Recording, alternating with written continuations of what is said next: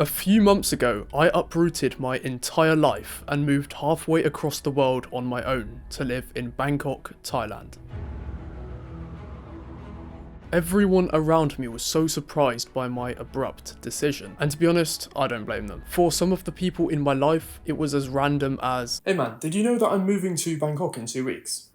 Wait, what? I had already been considering this move for a while, but one day I decided to turn this, yeah, I'll probably do this in the future scenario into a, I am officially doing this in X amount of time scenario. So I booked the flight and 3 months later I was in Bangkok. Living in Bangkok alone at 18 definitely isn't for everyone. There are many negatives that I have to deal with every day. However, now I'm starting to get used to this drastic change. I'm starting to realize that this was probably the best decision that I could have ever made. Look, I'm not gonna lie, there are definitely moments where I question myself if this is even worth it. And there are moments when the solitude really gets to me. And there are moments when I feel like a complete outsider. A nail that's sticking out and waiting to be hammered in. However, despite these negative moments, moving here makes me feel like I have finally been released from the mental chains that I was stuck in before. And also, when you make a change to your location as drastic as this one, you realize that there is an entire world out there waiting for you. And the only thing stopping you from accessing it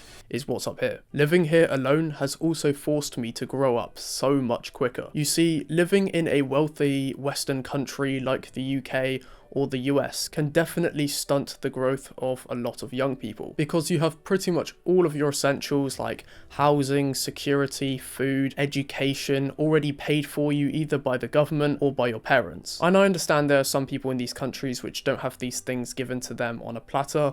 I'm just talking about the average, and the average kid in the UK and America has a lot of stuff paid for them by their parents. But when you go to a new place without your parents' financial support or a welfare system to help you out, it forces you to grow up and start living like an adult. I'm not gonna lie, when I was back home with my parents, they would pay for a lot of things for me. Not everything, but a lot of things. But out here, I have to do and pay for everything by myself. I have to cook for myself, clean, wash my own clothes, pay my rent, pay my bills, pay for my food, water, and any other expenses that I may need to pay for, all while working full time. So I basically live like a fully functioning member of society.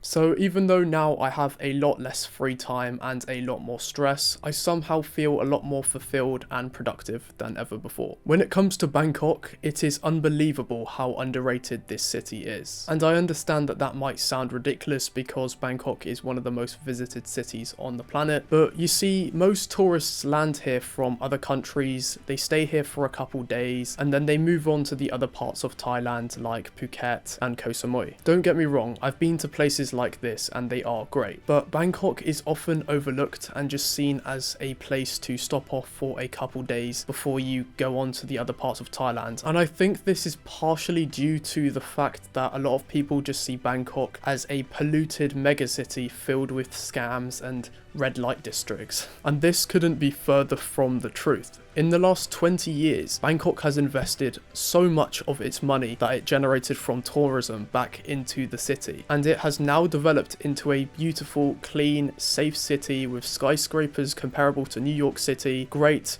clean parks, massive malls with pretty much anything you would ever need inside, and a great public transport system. It's actually so developed that I sometimes even forget that I'm in Southeast Asia, and I sometimes think I'm like in America or something just because of how developed everything is here. So when it comes to the city itself, it's amazing, and I hope one day it gets the love that it deserves. A lot of people ask me how I cope with the cultural differences, and to be honest, at the start it is definitely hard. You sometimes feel like an outsider, and if you don't speak the local language, which I don't, you can sometimes even feel like you're not welcomed at all. But this is definitely not the majority of the time. The truth is that all humans have the same core behaviors and instincts. It doesn't matter where you are in the world, Zimbabwe or Canada. If you treat people with respect and you respect their culture, you will be surprised how hard it is to be actually disliked. If you are horrible in your own country, you will be less welcomed than if you are respectful respectful and kind halfway across the world in a completely different culture and country. And that is especially true here in Thailand. The people here value kindness and respect so much. If you treat them with kindness and respect and you respect their culture, 99% of the time they will treat you with respect back. I understand that in some Western countries like the UK or the US, being kind and respectful as a young man can sometimes make you feel inferior. And I think this is because everyone wants to kind of be like the most manly or like the